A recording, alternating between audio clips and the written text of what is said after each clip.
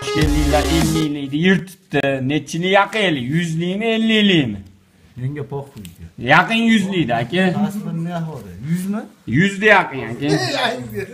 Yaqin aka.